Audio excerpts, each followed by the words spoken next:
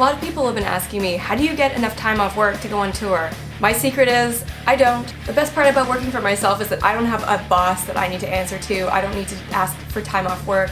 I have an online writing business, so I can take my work wherever I go. These tips may or may not work for you. It totally depends on what you do for a living or if you can do these things on the side. If you already have an online job or a job where you can work remotely, that's going to help you tenfold.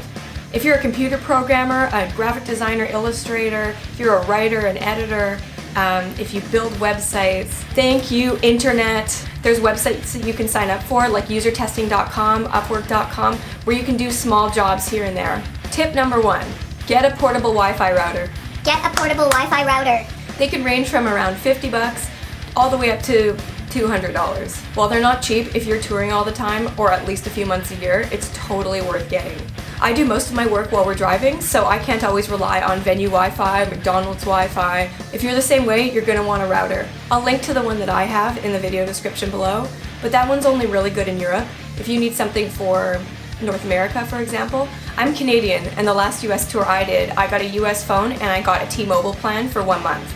That phone wasn't just great for making calls within the US, but I could also use it as a hotspot, and you can connect up to 8 devices. It came with unlimited Wi-Fi. Overall, awesome plan, thank you. So if you're going to be in a car or a van or a bus or whatever, a train for 6 to 10 plus hours, and you need to get some work done, having that Wi-Fi there is going to open up a huge world for you in terms of how much you can get done. Do you really want to pull out your laptop after sound check? Do you want to be working after your set when you're sweaty and gross and you just need a shower and pizza? Without the internet, I wouldn't be able to work on tour. A lot of people wouldn't be able to work on tour as easily. Tip 2. If you don't have the kind of job where you can work remotely, you should consider giving lessons. Some people do it by Skype, Hangouts, even FaceTime. Of course, if you're a band or an artist that has a bigger audience already, that's going to help you a lot when you're working on the road because they're going to all be able to anticipate when you're going to be in their town next. And you can collect payment from your students by PayPal, Venmo, e-transfer, whatever you use to get paid. If you're at all concerned about collecting money after your lesson, you can always use one of those lessons platforms. I will link to a few options down in the description. Tip 3, come up with a schedule for yourself. If you don't do this, you're not gonna work.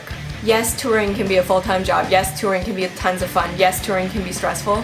But if you're gonna be working while you're touring, you need to have a schedule for your work. Are you working while you're on the road? Are you working backstage? Are you working after sound check? Are you working after your set? Figure out how many hours a day you're gonna try and work. Seriously, plan ahead. You are gonna regret it if you don't. Give yourself calendar alerts if you have to. Put a string on your finger. Write down some notes on your hand. I know your bandmates are hilarious. I know you want to sing along to Journey. Whatever it takes, you need to get your work done. Tip 4.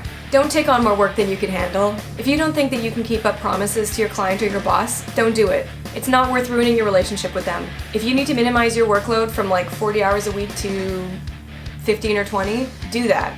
But make sure it's okay with your boss, or make sure that you're getting your client work done. Those are some of my tips for getting work done while you're on the road. If you have any questions about how I manage my double life, you can also leave those in the comments below.